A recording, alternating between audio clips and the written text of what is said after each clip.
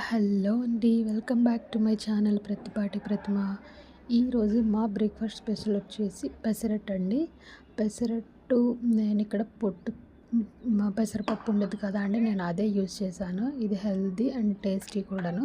నేను ఒక కప్పు పెసరపప్పు, జస్ట్ ఒక గుప్పెడు బియ్యం తీసుకున్నానండి. బియ్యం అనేది ఏసుకుంటే ఏంటంటే క్రిస్పీగా వస్తుంది. పెసరట్టు టేస్ట్ కూడా చాలా బావుంటుందండి.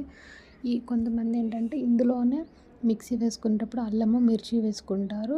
మేమైతే ఇలాగ అన్నీ చిన్న చిన్నవిగా కోసుకొని ఉల్లిపాయలు, ఇక్కడ మిర్చి, అల్లము మీకు ఎట్లా ఇష్టమో అలా మీకు ఎక్కువ ఎంత క్వాంటిటీ మీరు ఆనియన్స్ తినడానికి ఇష్టపడతారో అన్ని కోసుకోండి. సో మేమైతే ఇలా చిన్న చిన్నగా కోసుకున్నాం. ఇలా చిన్నగా కోసుకోవడం వల్ల అల్లం కూడా తినేటప్పుడు టేస్ట్ చాలా బాగుంటుందండి. ఇది ఘీ అండి. మెయిన్ ఇది ఎక్కువ పెసరట్టు అనేది ఘీతో చేసుకుంటేనే చాలా టేస్ట్గా ఉంటుందండి. ఈ ఆయిల్ కన్నా ఘీ ఎప్పుడైనా యూజ్ చేసి చూడండి, ట్రై చేసి చూడండి. ఘీతోనే చాలా టేస్ట్ బాగుంటుంది.